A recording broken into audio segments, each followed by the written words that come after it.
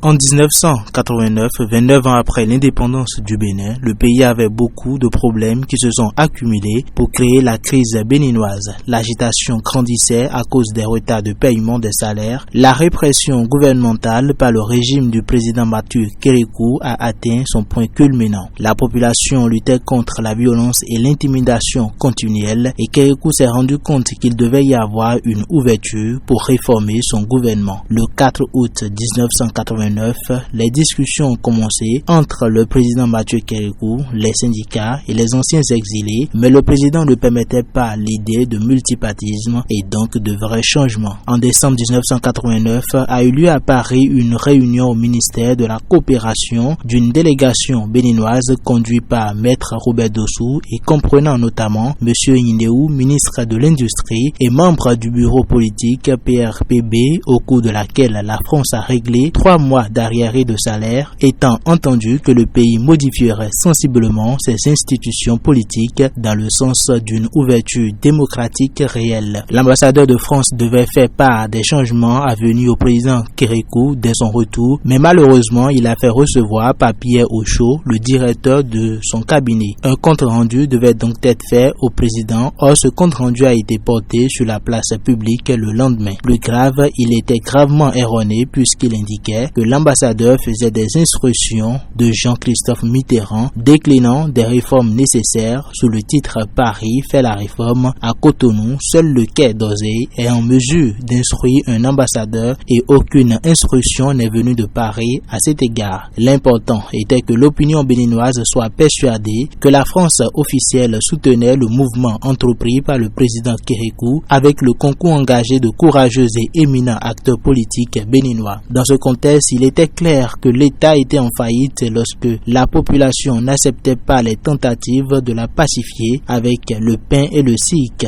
Et le 7 décembre, une session conjointe du gouvernement a été décidée d'avoir une conférence nationale pendant le premier semestre de l'année suivante. Le 22 décembre 1989, le comité national préparatoire de la conférence des forces sous la présidence de Maître Robert Dossou, avocat et homme politique béninois, a été créé. Il voulait un changement réel, le départ de Kérékou, sans aborder la question de son départ. Kérékou charge néanmoins les délégués de désigner une commission en vue de rédiger la nouvelle constitution. Un gouvernement de transition qui sera en fonction jusqu'au référendum qui approuvera la constitution, aux élections qui éliront le parlement, puis le président de la République. Il leur implore de prendre le temps de rédiger une bonne constitution au lieu de se presser pour former un nouveau gouvernement immédiat.